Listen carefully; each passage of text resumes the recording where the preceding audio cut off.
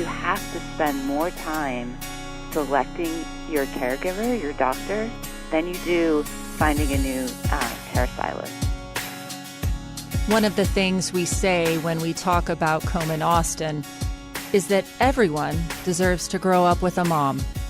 It's just one of the reasons we work so hard to find the funding necessary to make that happen. We know that the reality is that over 40,000 women are going to lose their lives to this disease in 2017, and that's just in the U.S.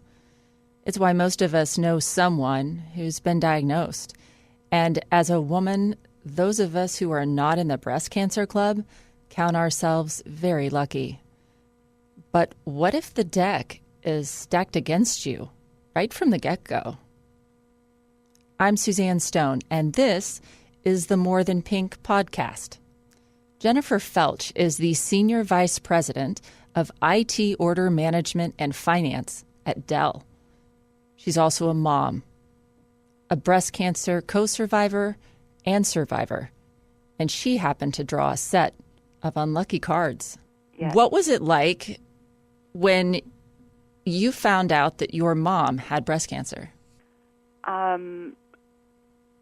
I guess when I found out my mom had breast cancer, a bit of a shock. I think you'd hope that that never happens to you or anyone in your family. But as I look back on it, and it's been probably 25 years since that her initial diagnosis or that news, I guess I'm simply comforted by the progress that's been made in the whole area since then. And I'm happy to go on and talk about any detail that you'd like, but probably like most people, when they hear that news, it's usually you think you're prepared, you just hope it never happens to you. So once your mom was diagnosed, can you talk to us a little bit about what point that was in your life, and how did it affect the family unit? Yeah, so for my mom, and maybe I'll chime in a little more, and maybe just give a little contrast to my own experience. So for my mom, as I said, it was about 25 years ago. The awareness of breast cancer was really not as widespread as it is today, and even her access to care and expertise was probably not as widespread. So if we talk a little bit about her journey, she identified, found a lump herself, knew enough to talk to her gynecologist, which I think is what most people do. They talk about that either in an annual exam or a regular appointment, and then went on to have it diagnosed as actually being breast cancer, and immediately went into radiation, chemotherapy, and a partial mastectomy. And I don't recall there actually being a lot of discussion about options or alternatives to that regimen. It was what she was presented with by her doctor, and that's the procedure that she went through. It ended up that she had several recurrences, and really went through, with the exception of the partial mastectomy and radiation, a whole series of chemotherapy. Usually it felt like it was almost every 18 to 24 months. And so, if you think about the impact to the family, the first time you're in shock, but when you get through it, you're really hopeful. The second time you think, oh my gosh, and the third time you just think you're on this constant roller coaster, right? Of you're feeling good about life, and then you're going through the whole routine again, and seeing what happens to a person's body as they go through the chemotherapy. My mom had already, when she found the lump, it was already something that obviously was you could detect by touch. My story is probably a little bit different, but certainly influenced by what I saw my mother go through. Is the recognition that not only did my mom had breast cancer, but probably 30 years before she was diagnosed, her sister was diagnosed and had a radical mastectomy. She went on to live into her 90s, so it worked. Her treatment option worked as well, my aunt's. So for me, I had a recognition that I was probably in a high-risk category, had 2 children, and went through that part of my life, and then found myself really kind of begging to be in a high-risk trial for early diagnosis, just knowing that no matter what the genetic testing was saying, I still felt as though I was high risk given my mother and my aunt. And so there comes a point, if I think about it, as really for any woman is to really understand, what the risk factors are that you face, whether that's, a family history, a genetic disposition, or just some of the environmental risk factors that we face, is knowing what that is. I was fortunate to be able to, get into an environment where we looked at the risks and then decided, what the best approach would be for early detection. So nothing radical at that point, but just alternating between a mammogram and an MRI every 6 months, so that if something was to occur, we would find it early. And I probably did that for 5 years with being clear every time, and then had a diagnosis of stage 0, which is super early, and you have a good amount of options to be able to address something that is stage 0, and which we did. And then maybe much like what I described my mother went through, about 24 months later, another diagnosis of a recurrence in the exact same spot, but this time at stage 1. And I would say here are some of the key differences. One, there were some options for me of what path we wanted to take based on the risk I wanted to take of whether it was a bilateral mastectomy, whether it was going to be an alternate surgery, then chemotherapy, and I had done radiation the first time, so that wasn't an option for me subsequently. And I guess I would share another key learning at that point, which was, a lot of times we go to doctors. We go to a doctor because that's where we've been going. That's really kind of what the situation my mother was in. And I had a friend who just said, you have to spend more time selecting your caregiver, your doctor, than you do finding a new hairstylist. And I just found that to be super kind of enlightening if I think about how much time we might spend investigating a stylist, right? We talk to friends, we look at reputations, we may have look at work that they've done, but oftentimes we don't do the same thing for our own medical care. And the truth is, there's when you're going through something like breast cancer, you need to take that time to find someone that you trust, because your body's going to go through a series of your body's going to react to the whole treatment, and you have to have that trust in the doctor that you go with. So that was being in a bigger city. I think I had more options than my mother had available to her. I also had the advantage of time in terms of resource. The research that has been done over the last 25 years was certainly of benefit to me, which may not have been to her. So when you were diagnosed and you did all the right things, you advocated for yourself, put yourself in a high risk, screening environment, yet you still got it, and still had to go through that treatment. Was that how did you go through that process emotionally of just accepting what you had already felt was an inevitable conclusion, almost?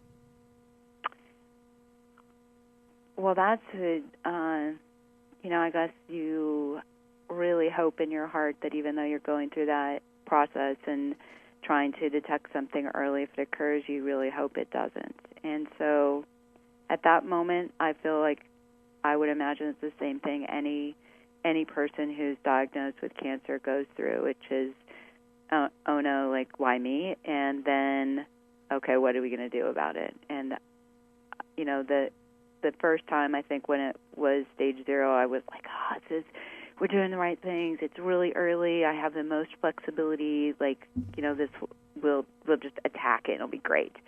And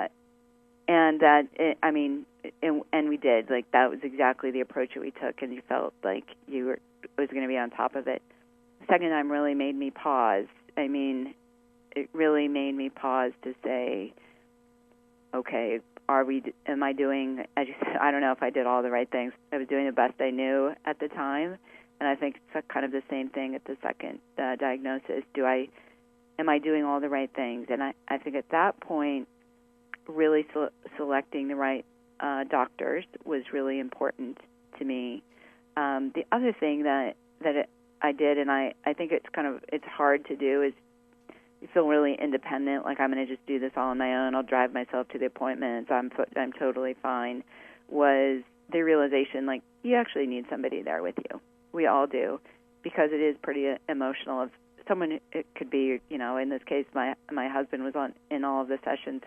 Sometimes it might not be your spouse, you know, or your partner. It might be someone who's got a little more distance, or who's been through it with friends who can help ask the questions that you talked about ahead of time but forget when you get into the doctor's office. The person who can, you know, take notes on what the real options are so that you can research them afterwards. But that diagnosis causes you to think about everything going on in your life. What's important, what's not important, how does your family feel, how do you talk to them about it, when do you tell your children, all those things. You know, all those things flash through your mind, as well as thinking about how you're gonna get through it. And you think of, you know, me. I mean, I didn't think of all of the people who had survived, the survivors. I thought of all the people that really struggled. So I had to kind of just shift my mind and say, like, they call you a survivor for a reason. You know, you're going to survive this. You're just going to fight on through it and surround yourself by those people, because it is easy to think about everything that could go wrong. So when you talk about sharing this, you know, with other people, I think that has to have been a very difficult space in this journey to have to say out loud to people who maybe aren't that close to you, you know, hey, I'm going through this thing. I'm not going to be at lunch, you know, next week, or I can't go on that bike ride. How did you decide for you? You know, what was the method that you used to decide when was the right time for Jen to share with the world, or did you share? You know, I think I shared pretty selectively. I mean, I tried, you know, consciously. I thought, like, this isn't going to be, it's not going to define me, so I'm not going to talk about it like it will. But, you know, I certainly told, I'll tell you, some great things can happen when you actually talk about it. It's very difficult to talk about. But, you know, I told my boss at the time that, you know, I had this diagnosis, and I would, you know, obviously would be out for radiation, and then the second time, you know, I would be out for the surgery. And the response that she had was incredible, which was 100% supportive, and then reached out to her personal friends who had gone through something similar, and they just called me up. These people that I'd never met in my life called me up and just told their story of exactly what they went through for the surgery and what it feels like and what's going to happen, almost forcing the story on me, which was one of the best things that ever could have happened, because there wasn't, I mean, I've never met these people face to face, but their stories of here's what to expect, here's the journey, really helped to set my expectations, and so I certainly try to pay that forward where I can. But the other part of it is, if you don't feel like talking about it, then you have to find. So maybe let me break it down a little bit, Suzanne. I think I told people selectively at work when they needed to know if I wasn't going to be there or if I couldn't, keep a commitment. I let them know why, that it was something really important. I was going to be out, caring for myself. That wasn't that I was, heading off on a, playing hooky. For my family, I have 2 young boys, and there's a lot of great resources about how you talk to your family about something of this significance in terms of you want them to know what you're going through, but you don't want to scare them beyond belief. You don't want that to become the only thing they talk about. And I wanted to have as much of a normal life as I could while going through this. It's a desire. It's not going to be normal for anyone as you go through it.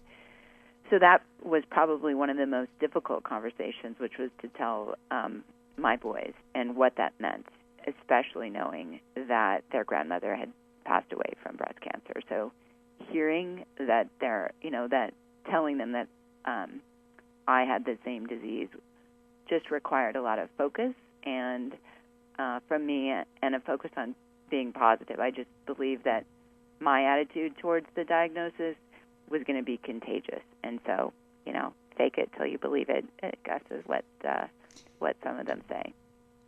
That was probably the hardest. And then the most surprising was the incredible outreach of friends that, I guess I didn't want to ask for much help. And luckily I've got some incredible friends that they just forced the help on. Like, dinners came over, conversations happened. So I feel incredibly fortunate for, one, sharing a little bit with them and them really just taking the bull by the horns. I never expected it and couldn't be more grateful for it. And so I think, now when people ask what they should do if their friends have been diagnosed, I just tell them, give them. You don't ask, can I bring dinner over? Just bring it over and leave it on the doorstep. Ring the doorbell. Just do it, because most women aren't going to ask. But we really need the help from our larger community. Yes, we are absolutely not pros at asking for help. No, not but at all. So appreciate it. So now that you're in a different space, you're in survivorship mode. Right. What does that mean? So we use that term survivorship a lot, but what does that mean for you? Does that mean you're cancer free and you're back to wine nights and everything you were doing before, or is life substantially different than it was before? Well, I'm super fortunate in that I feel like I can do whatever I'd like, but there's a reality that every survivor lives with, which is it could reoccur, right? And it could reoccur in a different place, and I live with that sort of sitting at the back of my head. And I think, on one hand, it says, yeah, I should actually do the things I want to do now. I should do them, because you never know how long, you just never know how long you'll have. Maybe everyone should live like that, right? Whether you've had the diagnosis or not. But on the other hand, I also realize that even though you've gone through it once or twice, the regular checkups, the regular review of is a way of life now. It's not an option like I should do it. Maybe I have risk. No, I absolutely have high risk. I'm very good at growing cancers, it seems. That's not really a skill set you put on the resume, really, right? Skill. Good at growing cancer. It's not, but it's something you have to you live with, and you just make sure you're taking care of yourself. Getting regular exams and trying to be as in touch with your body, as you can. But there's no doubt that there's sort of this little cloud over you thinking you're in a different category of risk now. So how are your boys doing? How's your husband doing? I think they're doing great. We don't actually talk about it much. I mean, we don't talk about, like, because I'm not going through treatment, it's not a topic of conversation all the time.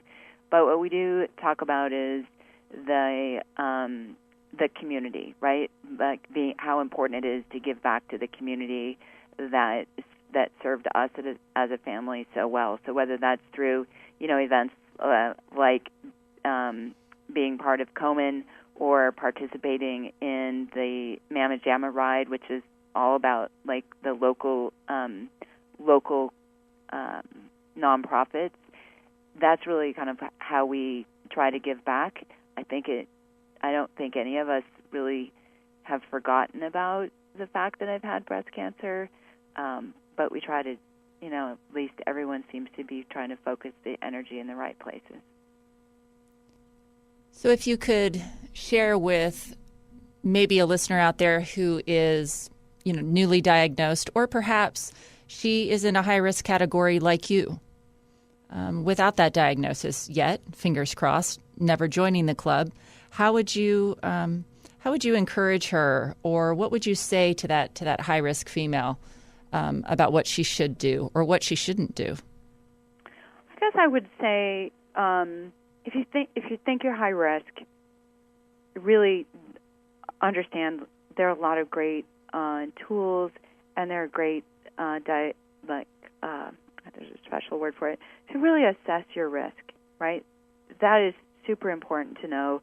If you're high risk, you're low risk.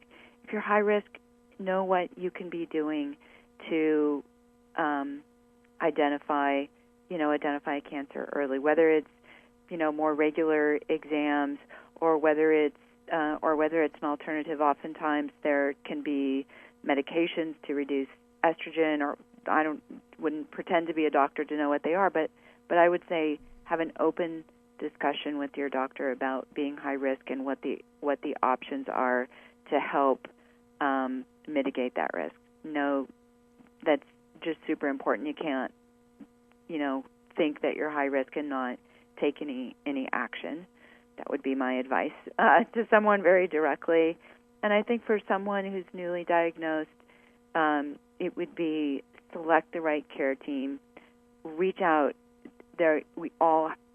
Unfortunately, we all have a friend or a friend of a friend who has gone through it, and reach out to them for advice. We're all willing to share. I know I say that with probably more confidence than I should have about people being willing to share, but I really believe that. I really believe that you should talk to someone about what they went through.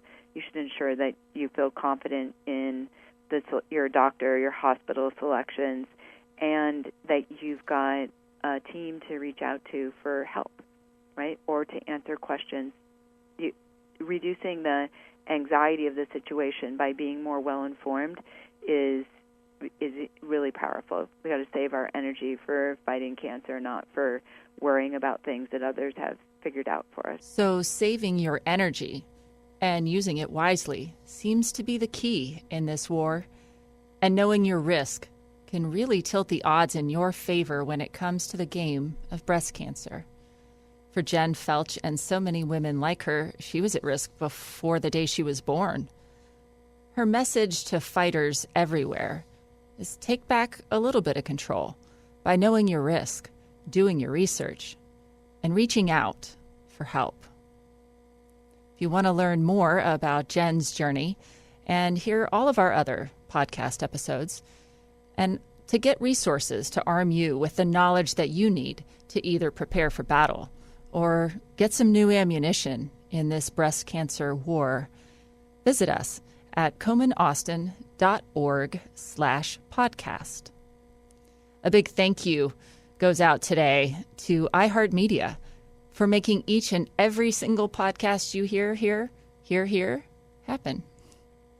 Thanks to Mike, our in-studio producer and technician, for putting the pieces right where they're supposed to be, and our interns Jacqueline and Mallory for everything you do to make this podcast possible.